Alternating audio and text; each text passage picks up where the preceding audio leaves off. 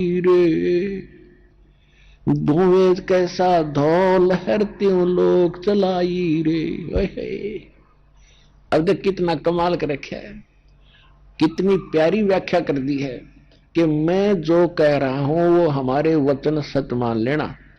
इसके अतिरिक्त जो भी कोई संत और साधु मंडलेश्वर कोई तुम्हें ज्ञान बताता है वो तो ऊंट की बाई है। जैसे ऊंट पाजा करे फरड फरड करें जा, कहते उसका कोई यूज नहीं है। और एक वो बाहर निकाल कर ऊंट क्या करता है कि इतना गुब्बारा सा निकाल लिया ब्लेडर सा बाहर ना और करें जाओ।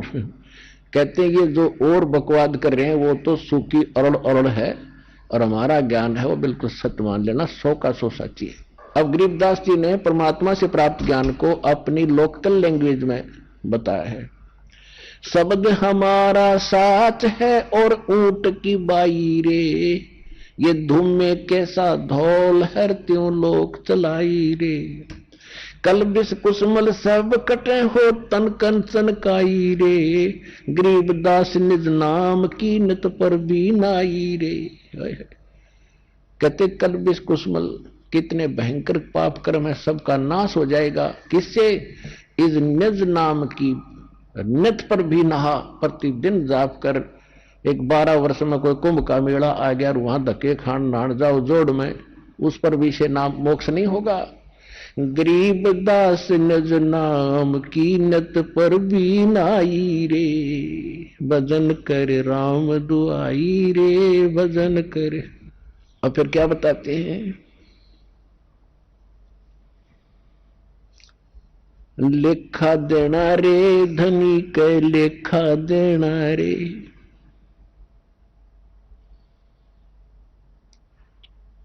कहते हैं उस परमात्मा के दरबार में आपने एक पल पल का हिसाब देना पड़ेगा। कहते हैं राम न जाना रे मूड नर, राम न जाना रे। कि आपने पहले तो परमात्मा की भक्ति की चेष्टा ही नहीं है, आपको लगन नहीं है, तड़फ नहीं है, और फिर आपने उस राम की पहचान नहीं है जिसकी भक्ति करनी चाहिए। तुम कौन राम का जपते जापम और ताते कटे न तीनों तापम। जपते जापम और ताते कटे ना तुमरे तीनों तापम। फिर क्या बताते हैं? भजन करो उस रब का जो दाता है कुल सब का। कहते उस रब का, तत् ब्रह्म की भक्ति करो जो सबका मालिक है। अपने आत्माओं परमात्मा के सूक्ष्म वेद को अब आपको समझाया करेंगे, क्योंकि पहले आपको सदग्रंथों से प्रमाणित करना था हु इज गॉड, परमात्मा कौन है, और उसकी भक्ति के रियल मंत्र कौन से हैं वो सिद्ध कर रहे हैं साथ के साथ। और अब जब आपको सूक्ष्म तत्व ज्ञान समझाएंगे, ये अब पहले तो इन अपने जो सदग्रंथ अपने धर्मों के हम सभी जिस जिसमें थे उनसे समझा दिखाया कि परमात्मा कौन है और किस किस में देखा है, और उन जिन्होंने परमात्मा मिले हैं उनको भगवान ने कौन से मंत्र दिए। तो जो भगवान ने परमात्मा ने सतगुरु रूप में आकर जो ज्ञान दिया और जो साधना बताई वो तो फाइनल है। पर कितनी अटपट करते रहो, और फिर वही मंत्र हमारे उन सदग्रंथों से मेल खाते हैं, लेकिन उसमें इनकम्प्लीट साधना है। जितनी है वो बिल्कुल सही है।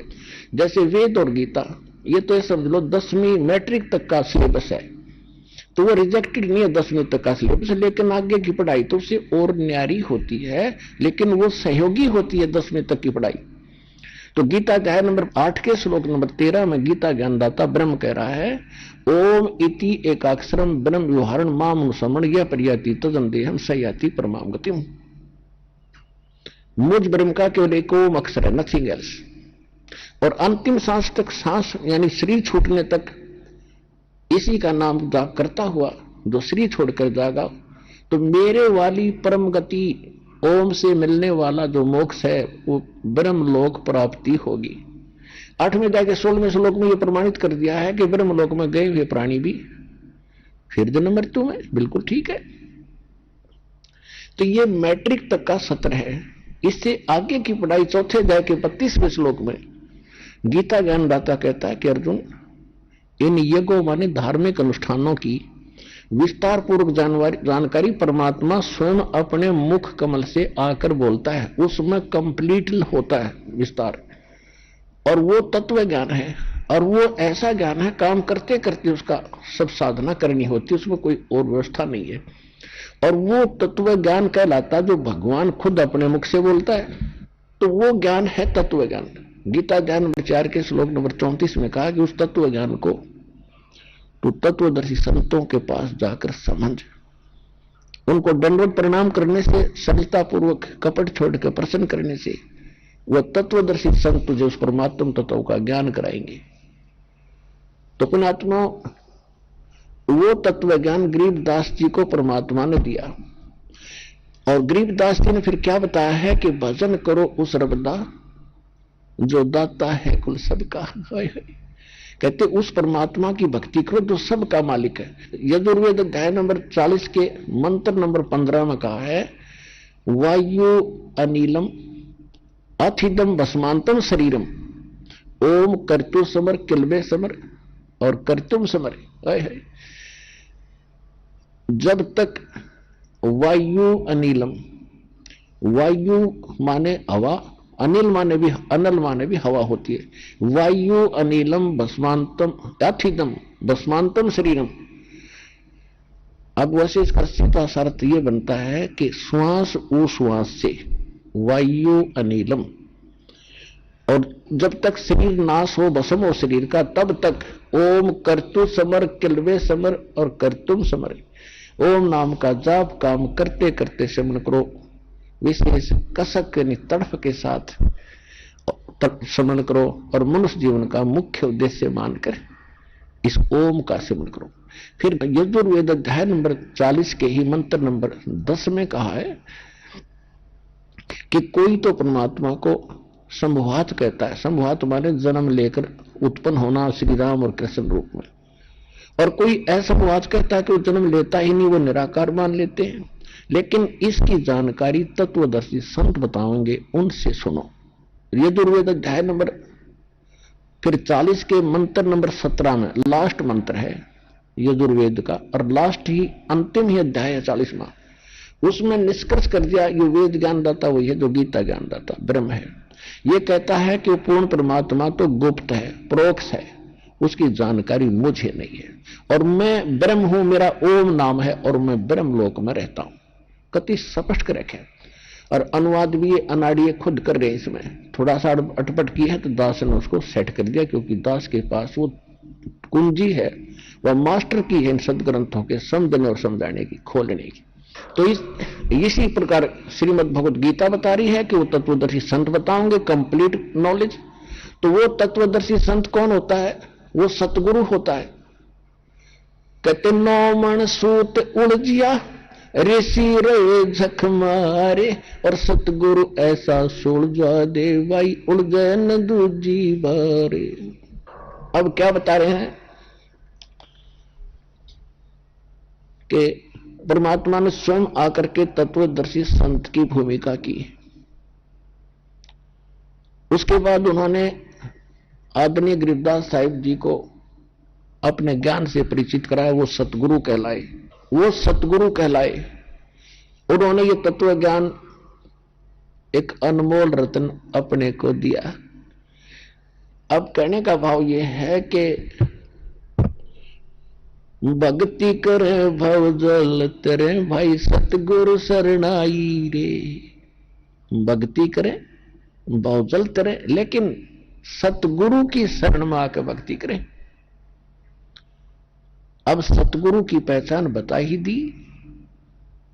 सतगुरु के लक्षण कहो मधुरे बैन विनोदे, 4 वेद 6 शास्त्र वो कहे 18 बोधे। कि वो सतगुरु होगा जो सभी सदग्रंथों का निष्कर्ष निकाल के वर्ड टू वर्ड आपके समक्ष रख देगा। वो तत्वदर्शी संत यानी सतगुरु होगा। ये लक्षण है। अब गरीबदास जी ये ज्ञान सुनाया करते थे, गांव वाले के समझ में कति नहीं आया करता, ये बांडे सारा दिन काम करेंगे भक्ति करेंगे। अब क्या कहा करते थे, गरीबदास जी कहते थे, नाम उठत नाम बैठत नाम सोत जागवे, नाम खाते नाम पीते नाम सेते लागवे। यानी काम भी करो भजन भी करो। यही गीता प्रमाण देती है। 8वें अध्याय के 5 और 7 मंत्र में गीता ज्ञानदाता कहता है कि अर्जुन मेरी भक्ति करनी है तो मैंने बता दिया 8वें अध्याय के 13वें श्लोक में मेरा ओम नाम है, और युद्ध भी कर मेरी भक्ति भी कर, यो चिंता ना कर मुझे प्राप्त होगा। 8वें अध्याय के 8, 9, 10 3 मंत्रों में उस परम अक्षर ब्रह्म की भक्ति करने के लिए कहा, तो उसकी भक्ति करेगा जो साधक उसको प्राप्त होगा, लेकिन उसकी जानकारी मेरे पास नहीं है। वो तो उसने बताई थी कि तत्वदर्शी संतों के पास जाकर समझ। फिर उसका मंत्र का संकेत कर दिया 17वें अध्याय के 23वें श्लोक में गीता जी कि ओम तत्सत इति निर्देश ब्रह्मण त्रिविदय समर्थ है, ब्राह्मणा तेन वेदा चयगा विहिता पुरा। कहने का भाव यह है कि उस सच्चिदानंद घन ब्रह्म परम अक्षर ब्रह्म के पाने का ये 3 अक्षर का मंत्र है। ओम तो इसने क्लियर कर दिया, इसका है ही। और गीता अध्याय नंबर 15 के श्लोक 16 और 17 में 3 पुरुष हैं, 3 भगवान हैं, 3 प्रभु हैं, सरपुरुष अक्षर पुरुष, और तीसरा जो इनसे अन्य है वो 8वें अध्याय के 13वें श्लोक में इसने क्लियर कर ही दिया कि परम अक्षर ब्रह्म है, जिसकी जानकारी होने के बाद यहाँ की कोई वस्तु डिमांड नहीं रखता प्राणी, केवल जरा और मरण से वृद्धावस्था और मृत्यु के इस कहर से छूटने का ही प्रयत्न करता है। तो ये 3 पुरुष हैं और इन तीनों के 3 नाम हैं। सरपुरुष का ओम ब्रह्म कहते हैं, इसको ज्योति निस्वरूपी काल भी कहते हैं, वो तो क्लियर है, सार्वजनिक है। और तत् ये है अक्षर पुरुष का मंत्र है, ये एक सांकेतिक है, कोड वर्ड है। और तीसरा सत्य है, ये परम अक्षर ब्रह्म का उस पूर्ण परमात्मा सत्य पुरुष का मंत्र है। इसको सार नाम भी कहते हैं, आदि नाम भी कहते हैं, लेकिन आदि नाम सार नाम सत्य ये कोड वर्ड है। वो सार नाम आदि नाम कोई अन्य मंत्र है जो इस विश्व में दास के अतिरिक्त किसी के पास उपलब्ध नहीं है, तो कोई सतगुरु भी नहीं है।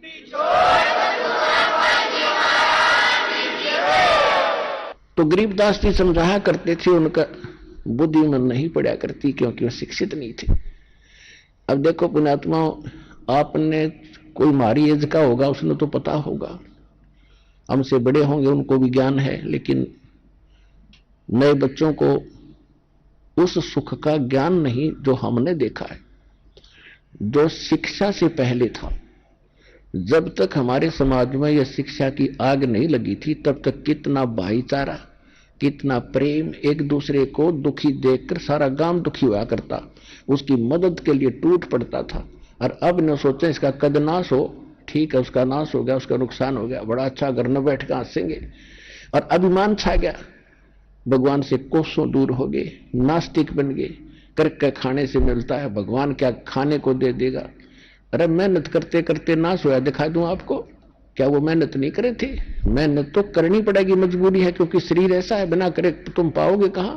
तो भगवान ने काम करने से मना नहीं करा, परमात्मा ने कहा तुम भक्ति ना करते या गलती कर रहे हो, साथ के साथ इस काम करते करते भक्ति करो, और करते हो तो तुम शास्त्र विदिता का मनवान आचरण करे, वो व्यर्थ है। इतनी सी बात बताया करते थे। तो वो सुख पहले जो दास ने देखा, कितने शांत रहते थे, कोई झगड़ा नहीं, कोई विशेष बकवाद नहीं।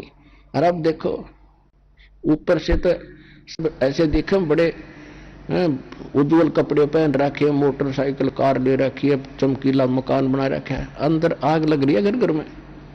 ये शांति नहीं है बिल्कुल भी, क्योंकि माया एक आग है, और आग से शीतलता स्वप्न में नहीं हो सकती। हाँ, इसका प्रोटेक्शन बताया परमात्मा ने। इस मंत्र भक्ति से इस आग की आंच कम हो जाएगी, और यह सही होगी आपने। इसलिए परमात्मा ने हमारे को भक्ति करने का को कहा है। और ये ज्ञान इसलिए देना पड़ा कि पहले लोग मूर्ख बताते थे गरीबदास को, और आज आप इस महापुरुष का नाम लेते गदगद होया करोगे, ऐसा अनमोल ज्ञान सुनाएंगे। हे परमात्मा, ये तो न्यारी आत्मा थी आपके, और पहले इसको मूर्ख कहा करते थे। तो यह शिक्षा देनी पड़ी अपने शरण में लेने के लिए। और फिर इस ज्ञान में इतनी ताकत है, इस आग ने बुझावेगा, इस अहंकार ने तोड़ेगा। जीव को अपनी स्थिति की, अपनी औकात का ज्ञान होगा और आगे चलने के लिए जो आवश्यक वस्तु चाहिए और जो ना चाहिए उनको त्यागने की आपके अंदर एक बुद्धि देगा और हिम्मत देगा। तो ये ज्ञान अब दोधारी डबल काम करेगा आपके लिए। भगवान को पहचानेंगे और अपने अहंकार को छोड़कर भगवान मिलेगा। अब छोटी सी पोस्ट कोई पा गया, देख लो अब जाकर अफसरों में मुवाकड़ के बैठेगा कुर्सी पर, जानो किरा की बन गया, और कल एक्सीडेंट में मर जा, गधा बना पाओगा, कुर्सी न कुर्सी कुछ नहीं तेरे पास। कहने का भाव ये है, एक इंसान बनकर अपनी जो मजदूरी दी है भगवान ने, चाहे अफसर बना है, चाहे गरीब है, चाहे कलरक है, अपनी भगवान से डर के, अपनी जिम्मेदारी समझ के, और सामने खड़े को भी भगवान का बच्चा समझे और अपनी कर्तव्य कर्म करे तो पाप से बचे। भक्ति भी साथ करनी चाहिए, जीव उद्धार होगा। तो इस ज्ञान से फिर हमारा अहंकार भी टूटेगा, संसार से मोह भी छूटेगा कि ये अपना नहीं है। आज मान लो, यह मृत्यु के बाद तो सच्ची हो जाएगी। तो बुद्धिमान वही होता जो पहले मान ले हाँ ये अपना नहीं है। इसलिए जब अपना नहीं है तो यहां खाड़े क्यों करें, सब सांग जोड़न का कोठी बड़ी बना दूं, घनियों प्लाट खरीद लो, और वो खरीदे रहे वहां चलो, ये तो तुम्हारे रहने ही नहीं, ये तो छोड़कर जाने पड़ेंगे, चाहे कितने खरीद लो। ये तो मूर्ख आदमी का काम है जो यहां बकवाद गड़े से, जिसने ज्ञान नहीं है। ज्ञान होने के बाद फिर आपको अपने आप इच्छा होगी कि ठीक है, एक रेस्टोरेंट में जो आवश्यक वस्तुएं होती हैं वो उपलब्ध करो, अपना काम करो जिस उद्देश्य से आई हो, और छोड़ के उसके होटल की कुर्सी में चलो अपने। वो तो अंदर समझदार व्यक्ति है। तो इसी प्रकार इस संसार को इस ज्ञान से हम समझेंगे, भगवान को समझेंगे। तब गरीबदास जी ये ज्ञान सुनाया करते थे जो आज दास उन्हीं के दिया हुआ आपको सुना रहा है। आपको कितना अच्छा लग रहा है और कैसे गदगद हो रहे हो और कैसे शुक्र मना रहे हो उस महापुरुष का कि कैसे आकर उन्होंने दया करी, किस पर कैसे रजा करी भगवान ने। और ऐसी प्यारी आत्मा थी परमात्मा की जिसके लिए भगवान ने स्वयं आना पड़ा।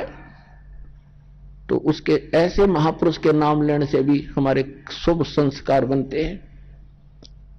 तो कहने का भाव ये पुण्यात्मा, अब गरीबदास जी ये बाणी बोला करते, किसी का पल्ला ना पड़ी। 3 वर्ष बीत गए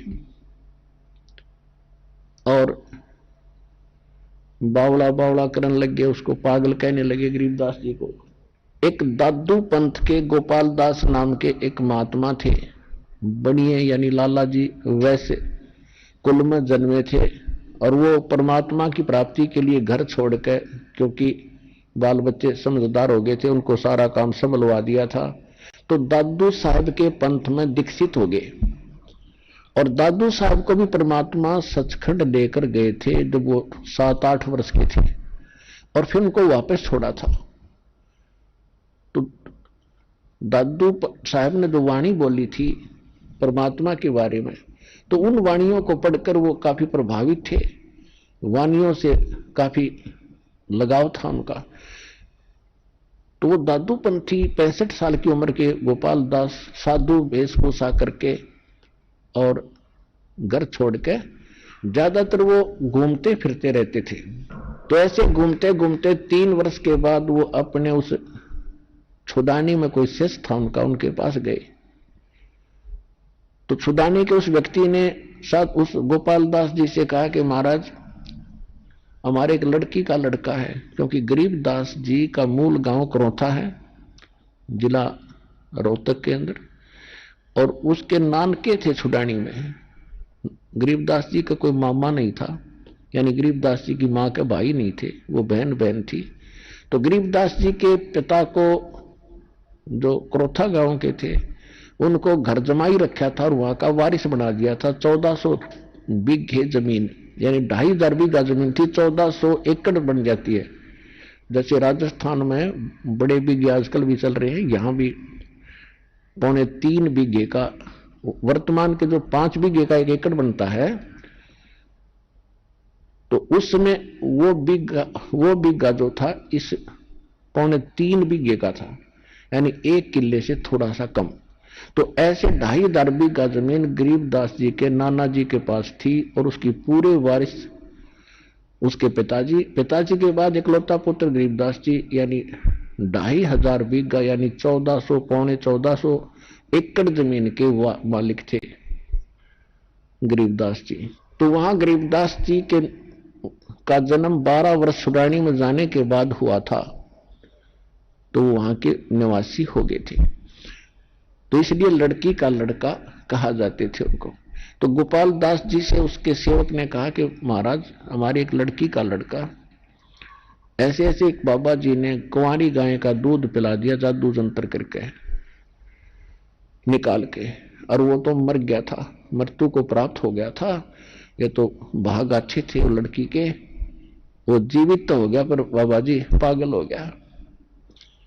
और सुना है कि संतों की विद्या संत ही काट सकते हैं, आप ही उस जंतर मंत्र का कुछ इलाज कर दो तो बड़ा उपकार होगा। गोपाल दास भी थोड़े बहुत झाड़े झूड़े लाना सीख लेते हैं थोड़ी बड़ी सिद्धि करके। उसने कहा कि जाओ बुला के ठीक कर दूंगा। तो वो व्यक्ति गया, उस चौधरी साहब से, शिवलाल नाम थे उनका, छुटानी के जो उनके नाना जी थे गरीबदास से, उनसे कहा कि ऐसे ऐसे मेरे पास एक संत आए हैं और बच्चे को ले चलो। वो कहते मैं ठीक कर दूंगा। तो 5-7 बड़े बड़े व्यक्ति और चल पड़े, वो पहुंच गए। अब गोपाल दास ने पूछा कि बेटा वो कौन था जिसने तेरा जीवन बर्बाद कर दिया? तो गरीबदास जी कहने लगे, गोपाल दास जी मेरा जीवन बर्बाद नहीं आबाद कर दिया। क्या बताया? अनंत कोट ब्रह्मांड का एक रति नहीं भारे, सतगुरु पुरुष कबीर हैं ये कुल के सृजनहार। अजब नगर में ले गए हमको सतगुरु आने, जल के बिंब अगाध गुटी वहां सूते चादर ताने।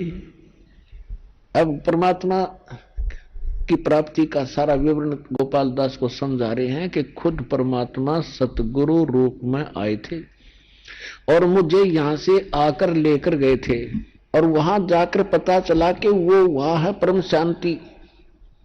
अजब नगर में ले गए हमको सतगुरु आने, जल के बिंब अगाध गति हम सूते चादर ताने।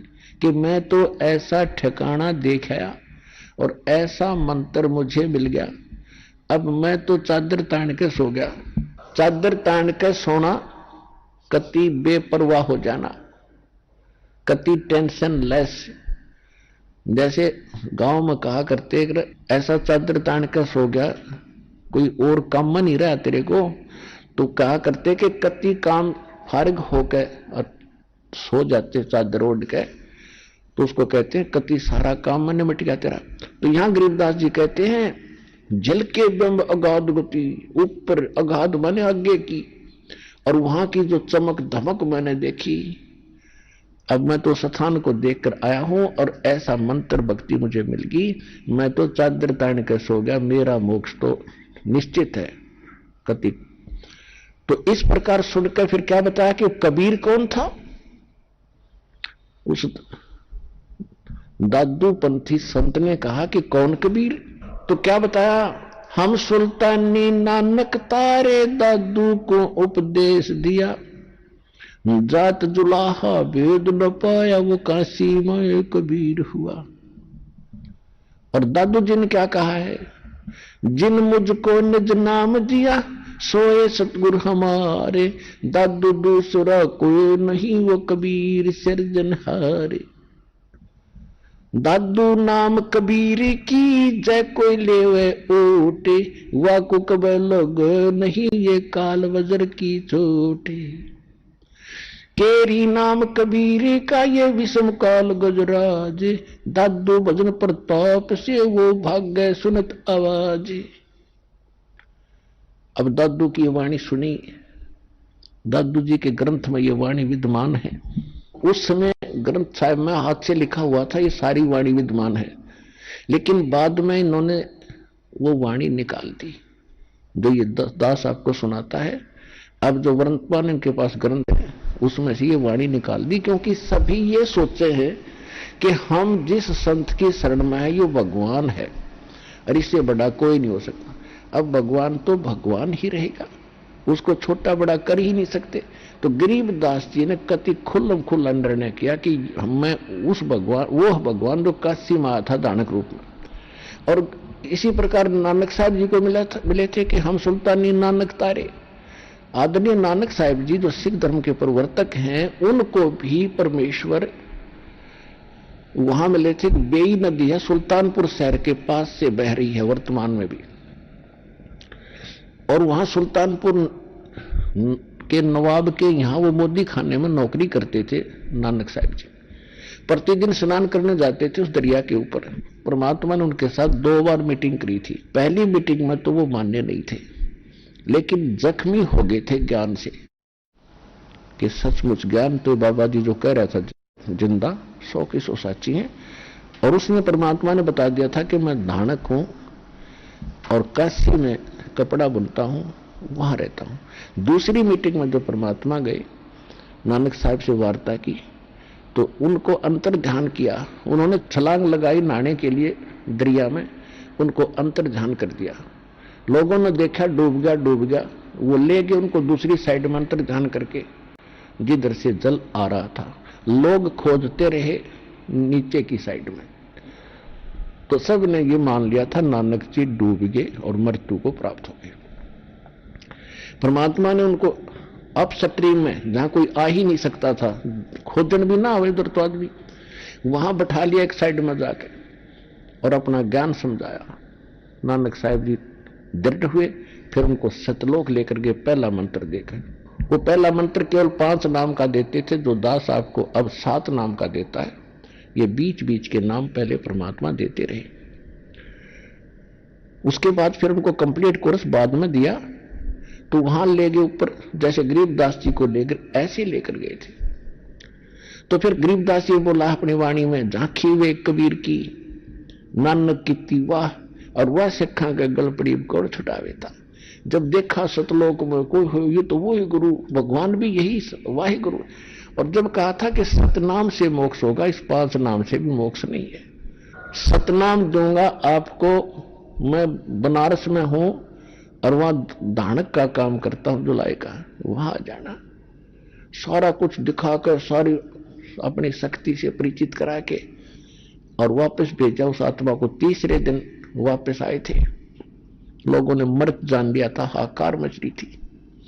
राजा की नौकरी छोड़कर नवाब की, और पहली उदासी यानी पहली संसार से उदास होकर जो पहली खोज यात्रा उन्होंने काशी की।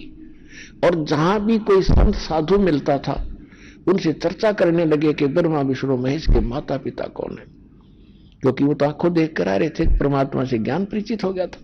तो कोई भी नहीं बता पाए इस प्रश्न का उत्तर। जब बनारस में पहुंचे, रामानंद जी बहुत सुप्रसिद्ध विद्वान थे, और रामानंद जी को परमात्मा सतलोक लेकर गए थे, उनको वापस छोड़ा था। और वैसे कहने को वो उनके गुरु माने जाते थे, लेकिन एक परंपरा बनाए रखने के लिए परमात्मा ने कहा था आप मेरे गुरु बना रहना, ये मर्यादा बनी रहेगी, नहीं तो आने वाले समय में काल का दाव लग जाएगा। लेकिन वो भगवान को पहचान चुके थे। तो नानक साहब जी ने जाके रामानंद जी से चर्चा की कि ब्रह्मा विष्णु महेश के माता पिता कौन है, सबका सिरजनहार वो करतार कौन है।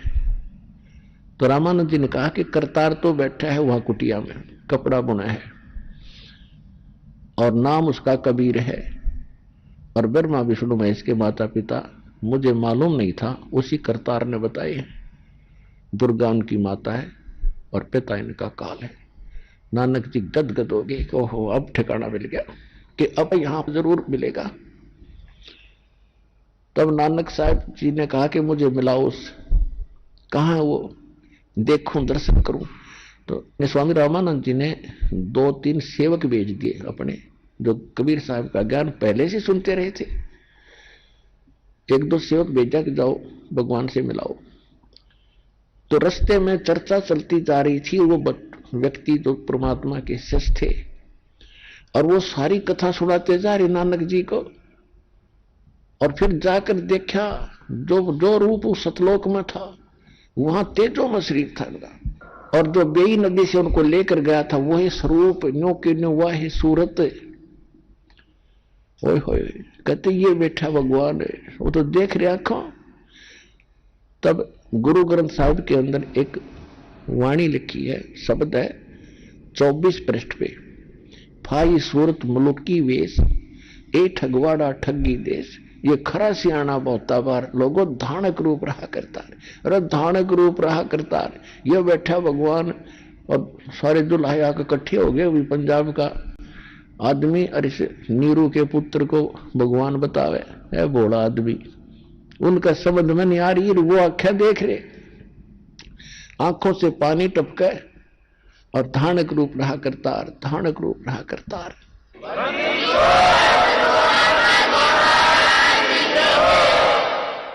अब 731 पृष्ठ पे गुरु ग्रंथ साहिब में एक शब्द है, वाणी है कि अंधुला नीच जात परदेसी मेरा, और छिन आवे चल जावे, और जाकी संगत नानक रेंदा, क्यों कर मोंडा पावे। कि नीच जात परदेसी मेरा, प्यार में कह रहे हैं। और एक पल में देखो ऊपर, दूसरे पल में धरती पे।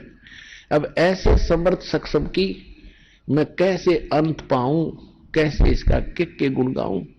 731 पृष्ठ पे लिखा, 721 पे लिखा है कि एक अर्ज गुप्तम पेश तो दर कून करतार, हक का कबीर करीम तू बेऐब परवरदिगार। एक अर्ज गुप्तम, एक गुप्त अर्जी है, मेरी प्रार्थना है भगवान तेरे दर पे, हे सच्चे सर एक शब्द स्वरूपी राम, हे पूर्ण करतार सारी सृष्टि के रचने वाले। कौन? हक्का कबीर।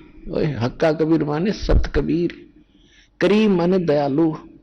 हक्का कबीर करीम तू बेऐब परवरदिगार, निर्विकार परमात्मा है तू। तो ये प्रमाण उन महापुरुषों ने दिए हैं उस परमात्मा कबीर जी के बारे में कि धानक रूप रहा करतार। फिर यही बात गरीबदास जी कह रहे हैं, हम सुल्तानी नानक तारे दादू को उपदेश दिया, वो जात जुलाहा वेद न पाया, काशी माहे कबीर हुआ। अनंत कोट ब्रह्मांड का एक रति नहीं भारे, सतगुरु पुरुष कबीर ये कुल के सृजनहारे। ओए होए, कि सारी सृष्टि के रचने वाले ये परमात्मा कबीर जी हैं। और यही नानक साहिब कह रहे हैं, यही दादू साहिब कह रहे हैं, और यही धर्मदास जी कह रहे हैं जिनको भगवान मिले, और यही घीसा साहिब जी कह रहे हैं, और यही मलुकदास जी कह रहे हैं कि वो कबीर परमात्मा है, सारी सृष्टि के रचनहार हैं। जिनको परमात्मा वहां लेकर गए, अपने से परिचित कराया, उन्होंने तो ठोक कर गवाही दी। और कबीर साहब भी कहते हैं कि जो देखेगा मेरे धाम को, जो मुझे वहां देख लेगा वो मानत है मुझ। और गरीबदास तो से कहूं सुन गायत्री गुज, कि गुज गायत्री गुप्त भेद बता दूं बेटा गरीबदास। कबीर साहब कहते हैं कि मुझे वहां जो देख लेगा, उस समय की बात कर रहे थे कि वो जानत है मुझ, वो जानेगा मैं भगवान हूं। और गरीबदास तेरे तो ये गुप्त बात बता देता हूं, बाकी यहां कोई नहीं मानेगा भी, लेकिन आप, मैंने जो तुझे ज्ञान दिया है इस पे दृढ़ रहना, भक्ति करना, और इस ज्ञान को लिखवा देना। आने वाले समय में मेरे बच्चों को बहुत घना काम आएगा। तो आज वो अपने काम आ गया।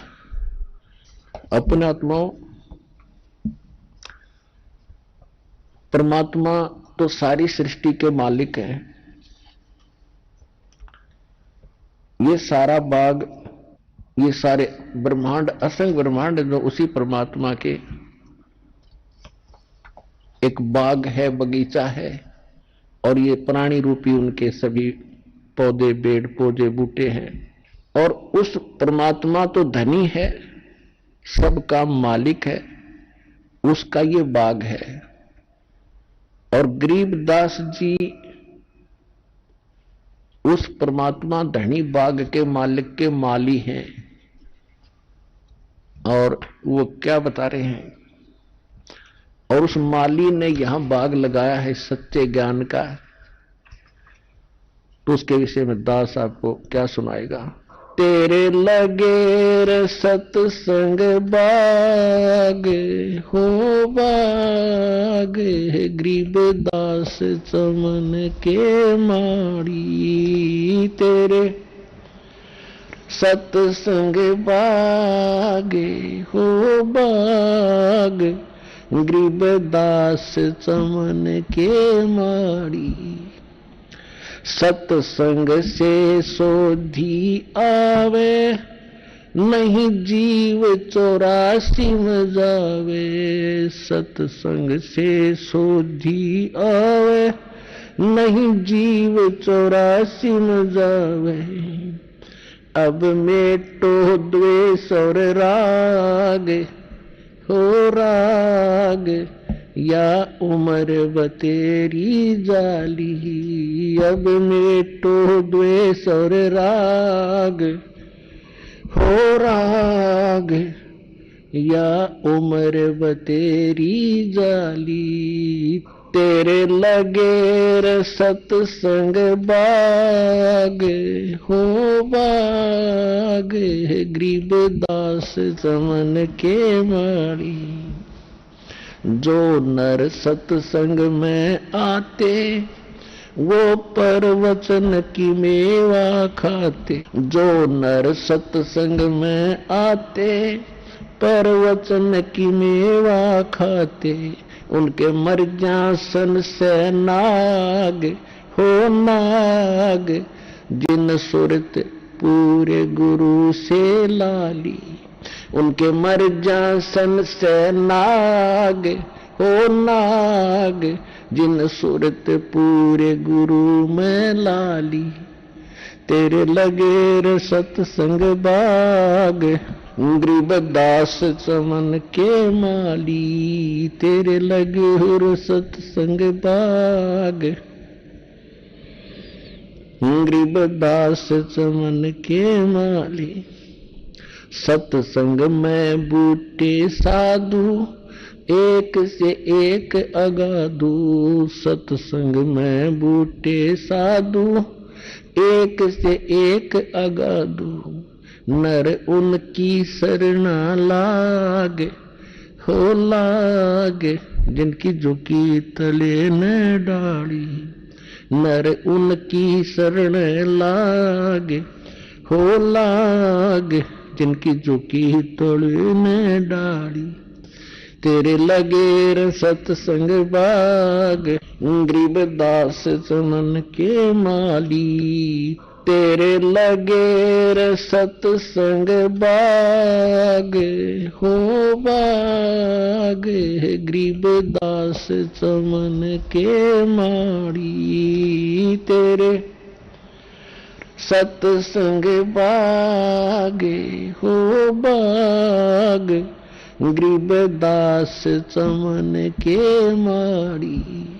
तेरा तरुवर राम देवानंद, उसका लाग गया एक अमर कंद।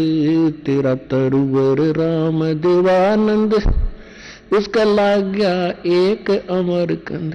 मोह दे दिया अमर सुहाग, वो सुहाग मेरी जोत गगन में बाड़ी। मोह दे दिया अमर सुहाग, वो सुहाग मेरी जोत गगन में बाड़ी। तेरे लगे रे सत्संग बाग, गरीब दास चमन के माड़ी। तेरा तरुवर राम देवानंद, उसका लाग गया एक अमर कंदे। तेरा तरुवर राम देवानंद, उसका लाग गया एक अमर कंदे। मोह दे दिया अटल सुहाग, वो सुहाग मेरी जोत गगन में बाड़ी। मोह दे दिया अटल सुहाग, वो सुहाग मेरी जोत गगन में बाड़ी। तेरे लगे सत्संग बाग, गरीब दास चमन के माड़ी। सत्संग की अमर कहानी बिरले संत विवेक की न जानी, सत्संग की अमर कहानी। बिरले संत विवेक की न जानी, जग राम पाल के भाग हो भाग, मिली सार शब्द की ताड़ी। जग राम पाल के भाग हो भाग, मिली सार शब्द की ताड़ी। तेरे लगे र सत्संग बाग हो बाग, गरीबदास चमन के माड़ी। सत्संग की अमर कहानी, बिरले संत विवेक की न जानी। सत्संग की अमर कहानी, बिरले संत विवेक की न जानी। जागे राम पाल के भाग हो भाग, मिली सार शब्द की ताली। जागे राम पाल के भाग हो भाग, मिली सार शब्द की ताड़ी। तेरे लगे र सत्संग बाग हो भाग, गरीबदास चमन के माड़ी। तो पुण्यात्माओं, आज ये जो परमात्मा के बाग यानी आप उसके बूटे पौधे हरे भरे नजर आ रहे हो दास को, ये बाग तो उस धनी का है, कबीर भगवान का, और उसका माली गरीबदास, और ये रामपाल उसका नौकर उस माली का। और जिसको पूरी ट्रेनिंग दे दी कि किस प्रकार उस धनी के बगीचे को सुरक्षित रखना है, उसको रोगों से बचाना है, कैसे उसको बड़ा बनाना है, प्रफुल्लित करना है। तो वो सार शब्द की तत्वज्ञान की ताड़ी चाबी इस रामपाल दास को प्राप्त हुई। विश्व में उसका लाभ उठाओ, पुण्यात्मा अपना कल्याण कराओ, ये बार बार समय नहीं मिलेगा। तो गरीबदास जी कहते हैं, समझा है तो सिर दर पाओ, बौर नहीं रे ऐसा दाओ। फिर क्या कहते हैं, श्वेत छतर सिर मुकुट बिराज, देखत ना उस चेहरे नो। गरीब दास ये वक्त जात है, रोगे इस पैरे नो। गरीब दास ये वक्त जात है, रोगे इस पैरे नो।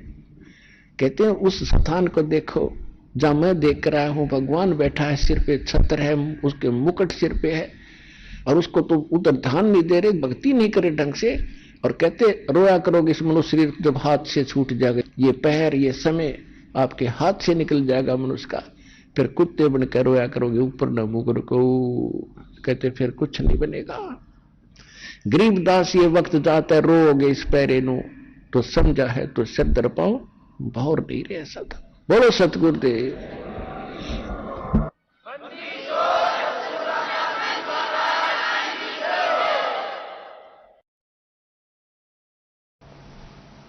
परम पिता परमात्मा पूर्ण ब्रह्म सर्व सृष्टि रचनहार कबीर परमेश्वर जी की असीम रजा से आप चंद पुण्यात्माएं परमेश्वर की महिमा सुनने के लिए उपस्थित हुए।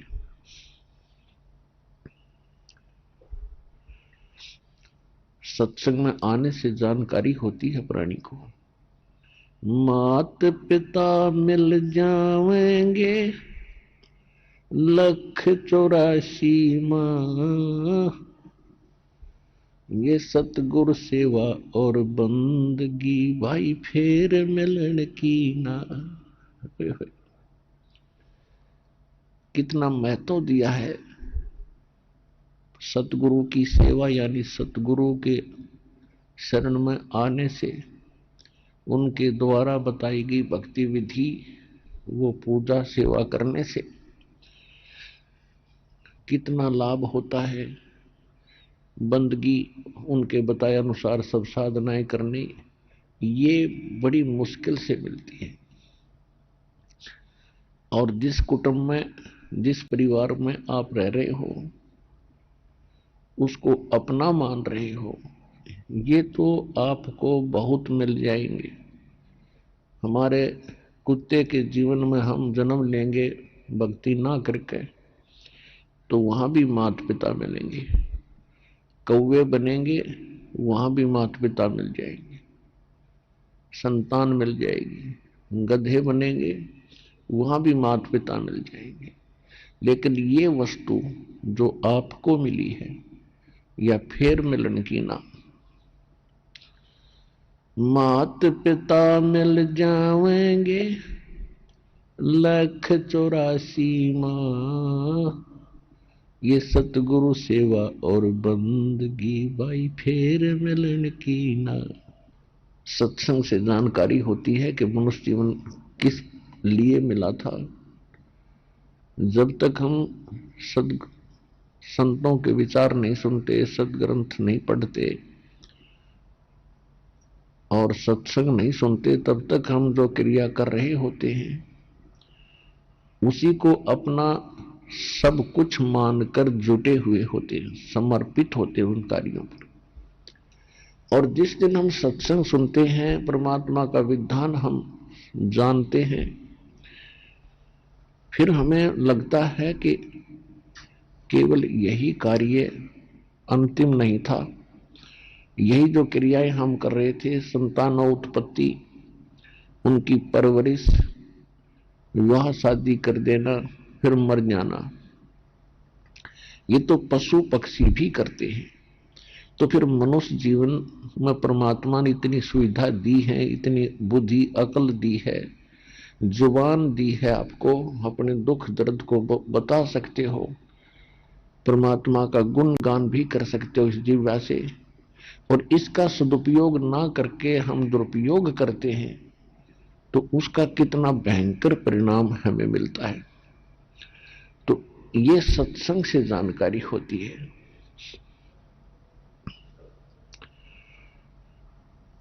राम नाम रटते रहो जब तक घट में प्राण, कबू तो दीन दयाल के भनक पड़ेगी कान। मानुष जन्म पाय कर जो नहीं रटे हरि नाम, जैसे कुआ जल बिना फिर बनवाया किस काम। राम रटत निर्धन भलो टूटी घर की छान, वो सुंदर महल किस काम के जा भक्ति नहीं भगवान। कबीर, राम रटत कोड़ी भलो चू चू पड़े जो चाम, वो सुंदर शरीर किस काम का जा मुख नहीं नाम। कबीर जिव्या तो वाए भली जो रटे हरि नाम, नहीं तो काट के फेंक दियो ये मुख में बलो ना चाम। ओए होए, इस मानव शरीर के महत्व को परमात्मा बता रहे हैं। और इसके अंदर ये जिह्वा आपको दी है, ये पशुओं के भी है, पक्षियों के भी है, लेकिन वो कार्य नहीं कर सकते जो मनुष्य कर सकता है। तो परमात्मा कहते हैं इस जीव का यदि आपने सदुपयोग करना है तो परमात्मा के गुणगान करें, परमात्मा की भक्ति करें।